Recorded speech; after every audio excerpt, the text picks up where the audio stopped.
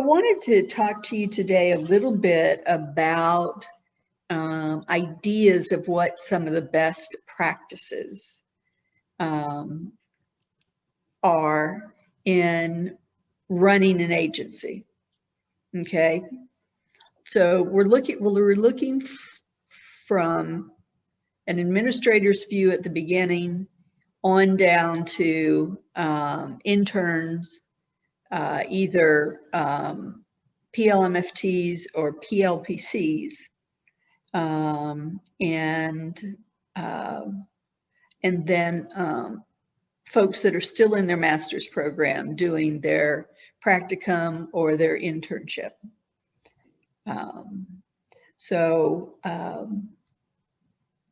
That's kind of how I positioned us today. You're welcome to ask questions during my time.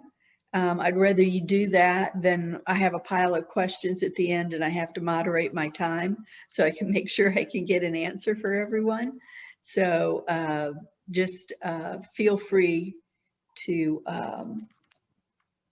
put your question out. Okay, so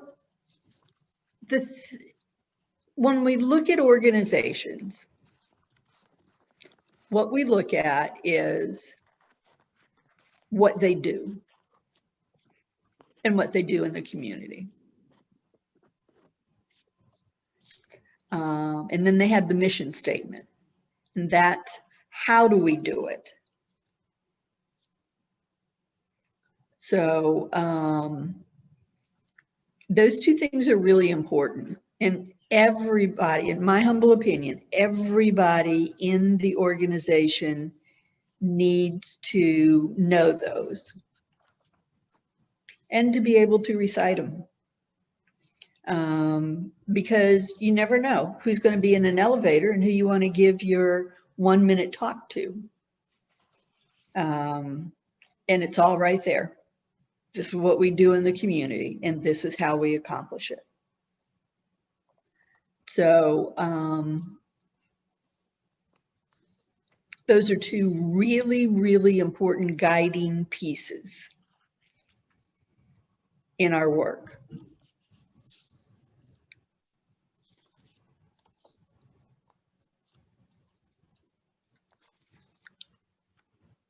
So in the agencies that you work in, and in the agencies that you provide clinical leadership in, how do you orient incoming staff and interns?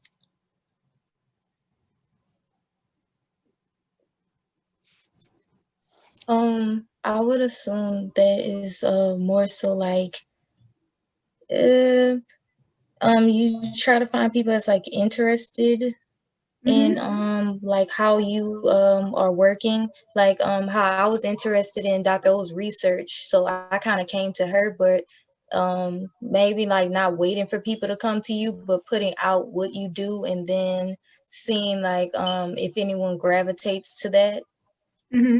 Maybe like on like platforms and things like at like conferences, and a lot of people use social media nowadays to put out what they have, and maybe like commercial or something. Okay. And in terms of orientation, we do have a handbook for onboarding any staff at the XUCLC, at the Outreach Center.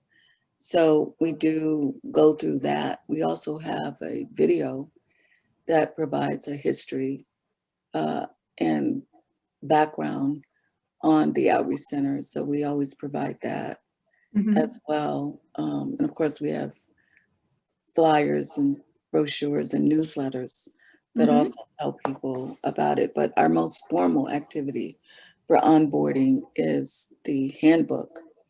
What Angela and Bria are working on now. So Bria is actually doing an independent study with me this semester as an additional course. And her independent study is allowing her to help to develop some of the things that we need specifically for this program as a part of outreach. So even though we have the general onboarding and orientation, I think your question was more toward how do we orient new staff for reach out clinical services.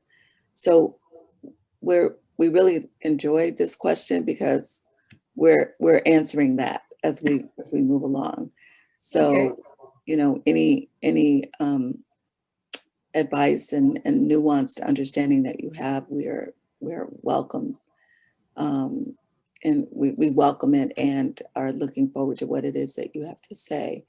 So we're in the process of developing those things specifically for reach out clinical services.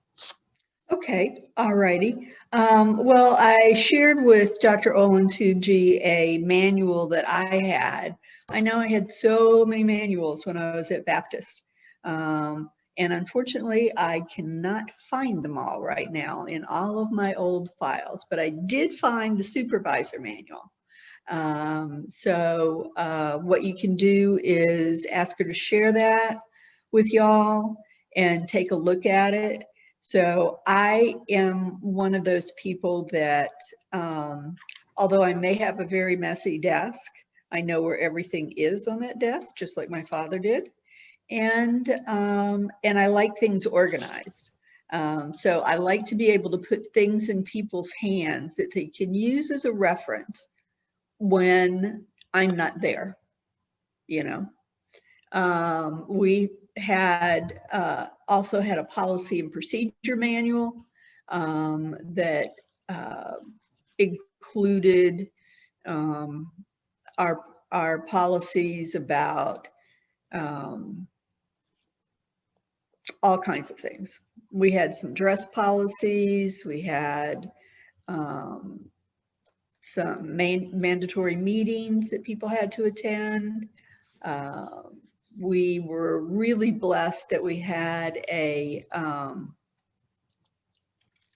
room with an observation mirror, and so that we could function as a clinical team.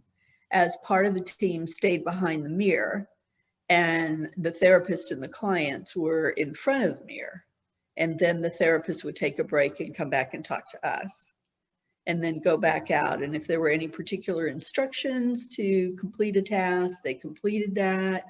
If they found some things interesting that they thought the client might like to hear, they shared that.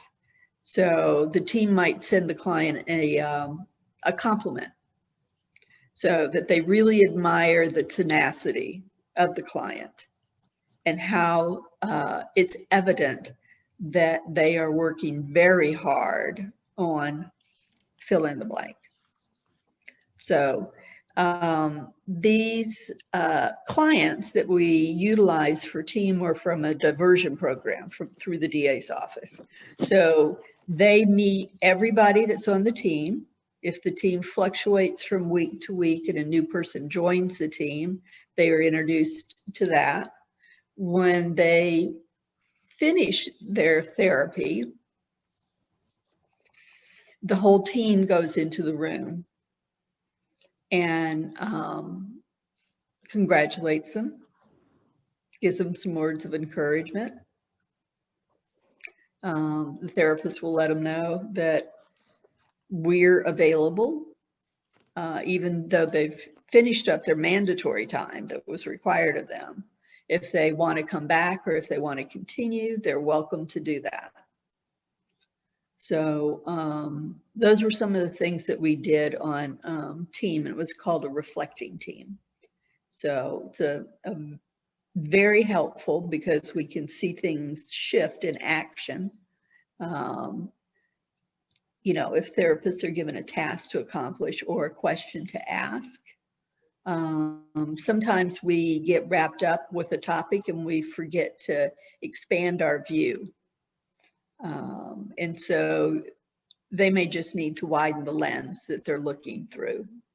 And that gives them some more freedom, some more information, it may find a direction that's important that we may have or we may not have thought of before.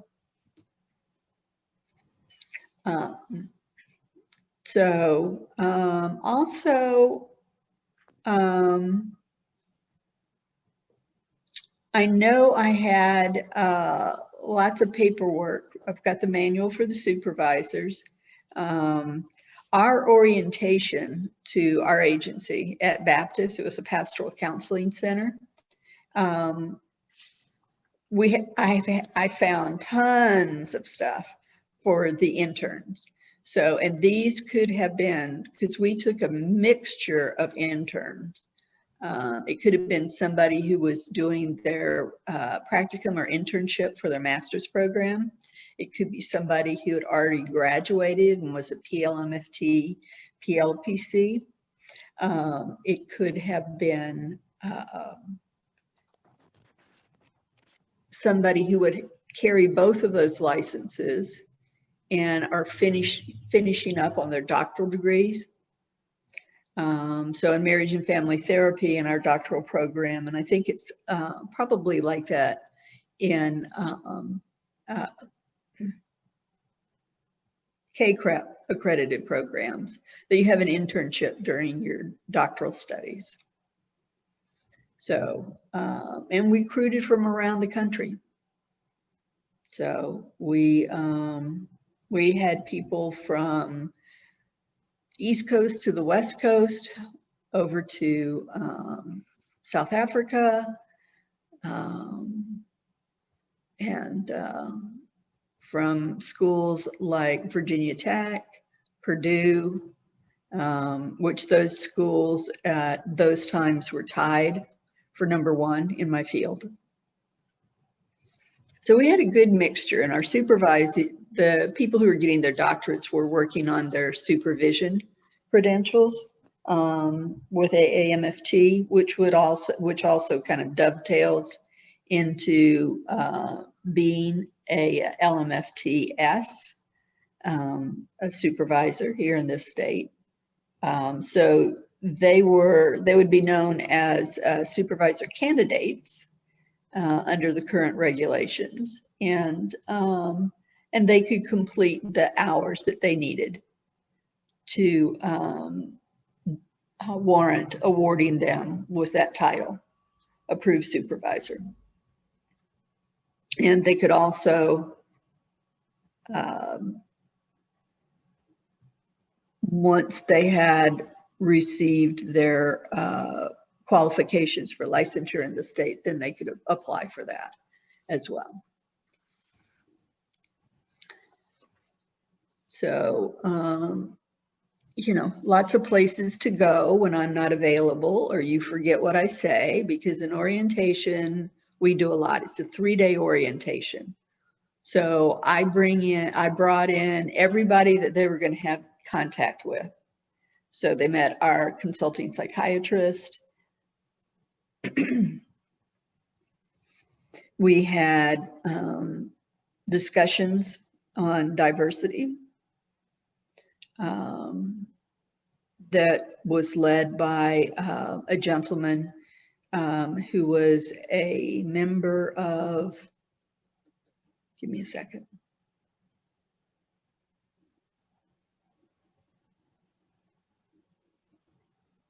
Darn.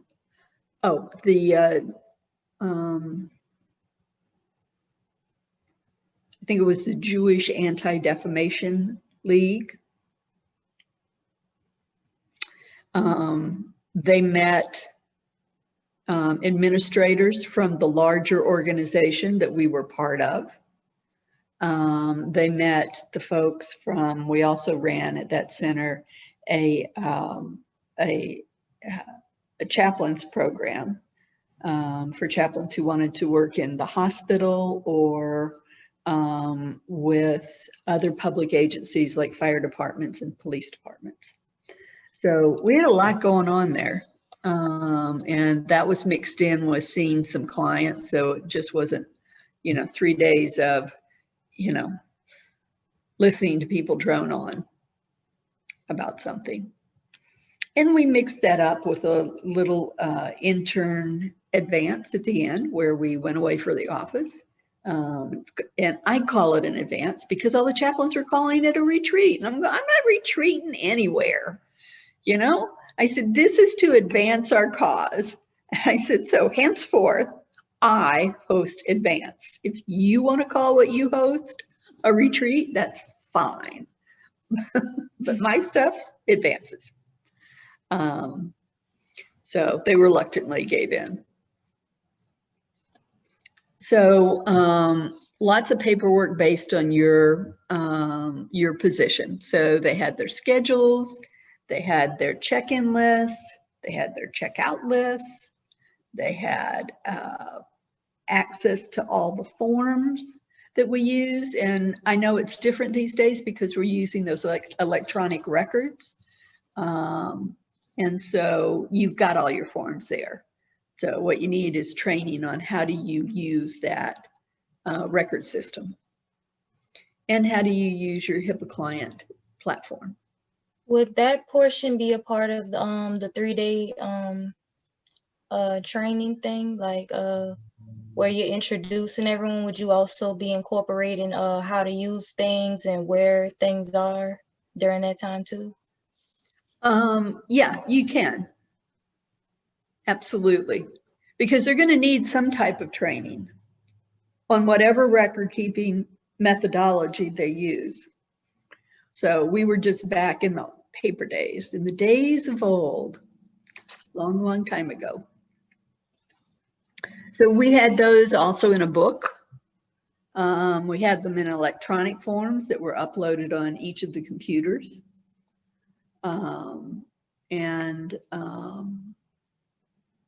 So everybody had access to them, and they had access to them whenever they were in the office. We did not have a remote access. So, but yeah, the whole purpose of that was to make sure that there was a location that everybody knew about and knew how to access, so they could look things up. Because we forget, we're humans. You know, our brains are like Sherlock Holmes says, they're a lumberyard. And when they get full, you got to take something out before you can put something in.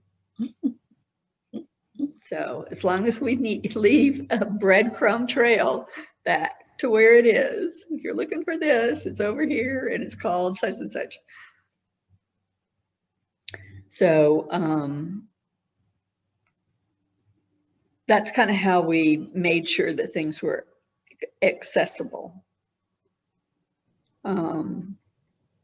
So we had team at a particular time, the reflecting team at a particular time each week. Everybody had a time during the week when they met with their supervisor, and that was arranged between the two of those. We had a psychiatric consultation that happened weekly.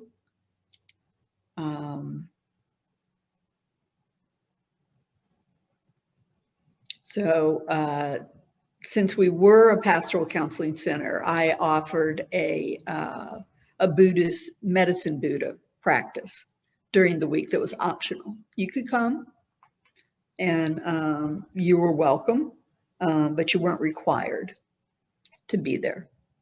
So it was just another learning opportunity about another community that lives in the metro area.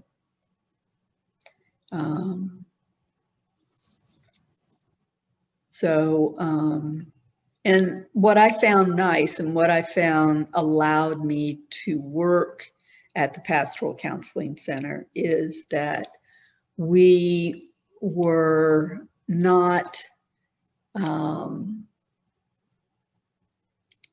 working from a conversion agenda. It didn't matter what people believed. Everybody was accepted there. Everybody was respected there. If we needed something from leadership in a religious community, we had ways of accessing that. We had all the chaplains, which range from Catholic to more very liberal religions. religious dominations. And so often if we needed something, we were able to approach them, because since they were chaplains or were ordained ministers, they could speak towards religious dogma and creed and help kind of give some more ideas of how someone might look at that situation. So, and I've had, when I was running Trinity, I asked one of the chaplains to come in because one of my clients had a lot of guilt about something that she had done. And she was really hung up in that.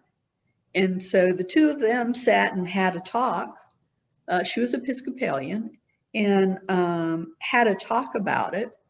And he was able to say things to her that she would have never given me the authority to say to her. And in a way that was very hearable for her, that began to unlock that knot about that issue. And she could ask to meet with him further if she wanted to, and they could meet one-on-one.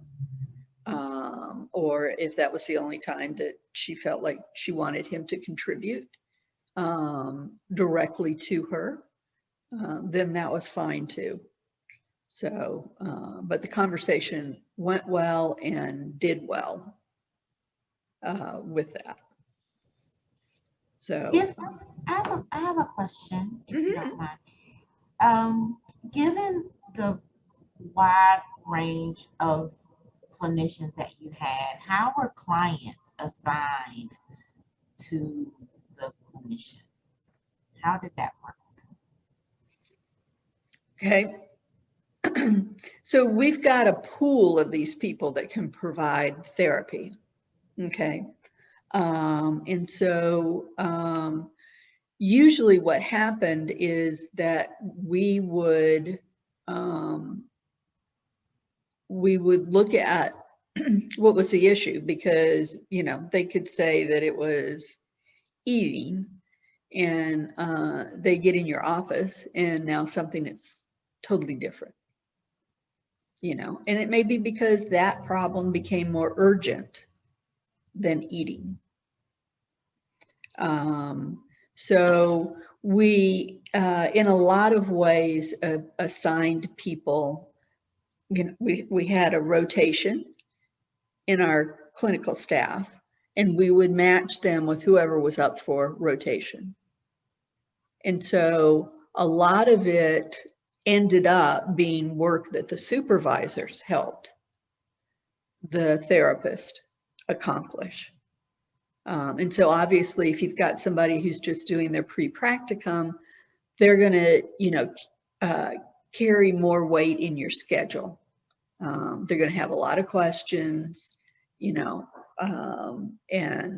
so it may be redirecting to a resource. It may be helping them unlock themselves and take a look for themselves at where they stand on that issue. So we didn't follow any religious edicts. So folks were welcome to be with us. They were welcome to hold on to their beliefs. We didn't turn anybody away. We had a sliding scale. And that's kind of how things were matched. So in a lot of ways, it was kind of random. And if there were folks that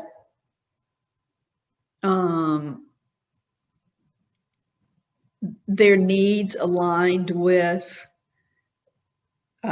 some of the needs for the doctoral candidates, then we could look at assigning them to them. So, but our doctoral candidates were also part of our supervision team. So they saw a lot from their work with the reflecting team and their conversations with their interns, whether they're pre-degree or post-degree. Did that answer your question, Angela? Yes, it did. I was really curious, especially given the religious aspect. Yeah, those were, we spoke of those more in broader terms and let the client be our guide. So there were some clients that very much wanted their religion to be part of their therapy. And of course, we had to make it clear as therapists, we weren't ordained. At that time, I don't think I had any ordained clergy. So that we could not speak directly to that, but we had access to people who could speak directly to that. And if they wanted to make them part of the session, that was going to be fine with us. So I've never had any contact with a clergy member that was not willing to answer some questions and help us understand kind of how that denomination views that issue. Sir. And so we weren't punitive either. So if there was a faith that had some some edicts against or for, that's not how we framed it. It's like, this is how they think about it. You know, you're free to think about it however you wish. I know lots of people who take what the religion offers, it's good, and that which is not beneficial, they make a decision to either live with it or to change it in their own minds and hearts. So I worked with a Mormon couple up in Virginia, and they wanted to celebrate their 10th anniversary by retaking their vows. So they talked to the bishop, and the bishop said, "No way." He goes, "You got married for eternity. Why do you need to renew anything?" Absolutely not. No, you can't do that. So they came back and they taught me a little bit more about their faith. And they said, "Well, you know, we do these proxy marriages, you know," and inside I just ran cold. It was like, oh no, how do you find the people for that? And guess what? That's why Mormons do a lot of the genealogical research to find out who got married to whom. So they decided that they were going to go up to the temple in Washington, D.C., and they were going to participate in a proxy marriage. And in their hearts, it was going to be a renewal of their vows. But they weren't going to tell anybody, like the bishop. Just, you know, it's like, okay, you feel that way. You've told us that the church feels that way. We feel this way, and this is how we're playing our cards. Worked out beautifully. And so they got what they wanted and needed on their 10th year anniversary to renew their vows. And the church saw them as being faithful participants in a process that the church utilizes. And then I said, if you run into these two names, please don't ever marry us for eternity. You know, I threw that one back. And she said, "I doubt that'll be yours." And I go, "Well, if it is, just give them a gentle wave off." It's like, "Nah, we don't think so." Pull the next names. So we had a little bonding over that. So that's an example of how we used religion. It was, as I said, client-led. They came up with the idea. I did not have anything to do with it. And I would not have suggested it to them because I don't have the authority. And of course, obviously, I would be going against the church's instructions. So, any other questions at the moment?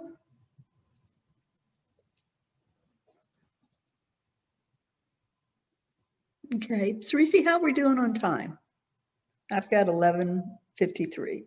Yeah. You know, we could stop here if there was a burning question. We have time for you to answer one more question, but I mean, you have a wealth of experience, and thank you for sending the, I think it was the supervisor's manual that you sent.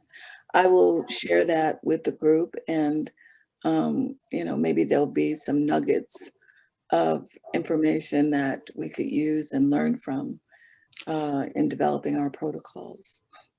Okay, that sounds great. I just want to say for consumers of my manual that was written before, it was written around 2002. So there's been a lot of changes in some regulations that are not reflected in there. Also, some of the forms that are in there were from a manual that AAMFT had put out. And we all have permission to use those forms in any way we see fit in our practice. So a lot of the forms you may already have in your electronic record keeping software. So any other questions? I had one. Sure. Something interesting that you talked about earlier with father's grief. So how was that experience working with that type of group? Okay, so it would not surprise you that father's and mother's grief is different. And it would not surprise you, or at least I would hope it wouldn't surprise you, that it gets manifested in some different ways. And that's shaped by the roles that they had in their child's life. Mothers, of course, carried the child for 9 months. Excuse me, I just need to get a drink of water.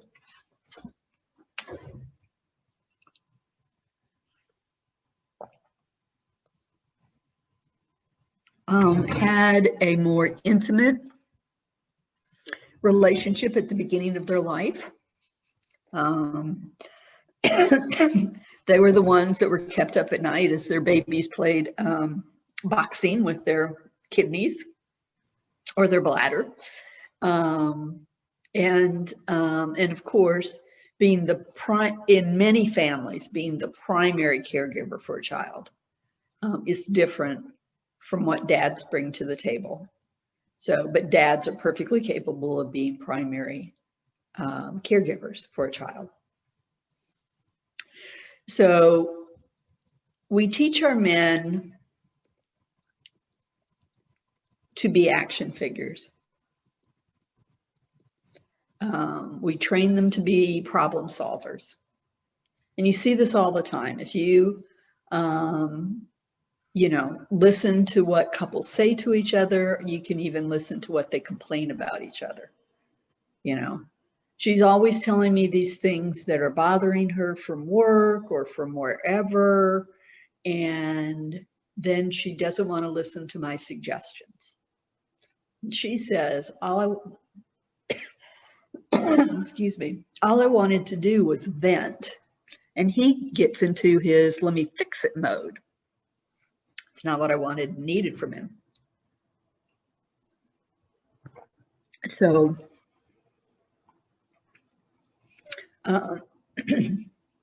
so the fathers did things like planted memorial trees. So moms, their grief was more internal. And so, you know, you saw sometimes more changes in their behavior because they did not, or the people around them did not allow them to express their grief. And we don't do grief well in this society. We're horrid at it, you know. Just listen to things that are said to people when someone in their life dies. And you may have had them say to you, if you've lost somebody in your life, well, time heals all wounds. It was God's will that they leave at this time. God called them home. You know, that child was just not meant to be. We're sorry for your loss, but God had other plans for him or her.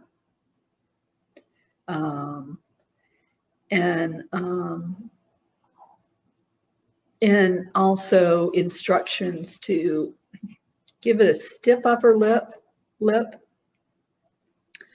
pick yourself up by your bootstraps, stop crying, get on with life. Has anybody heard any of those? Yeah, okay, all righty.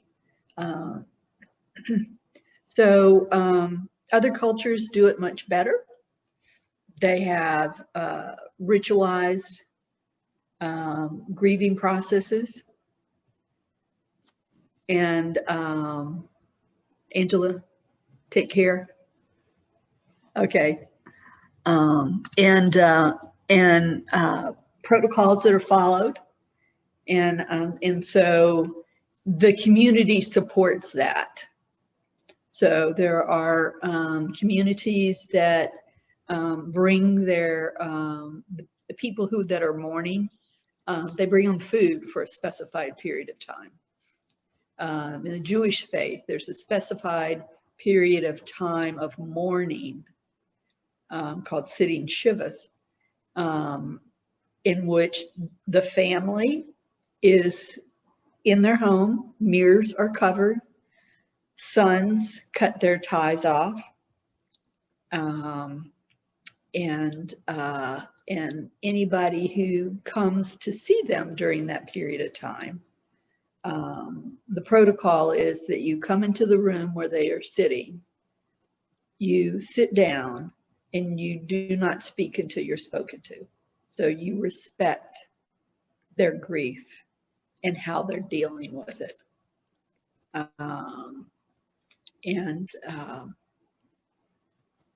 You know, food's brought in, they're not allowed to cook.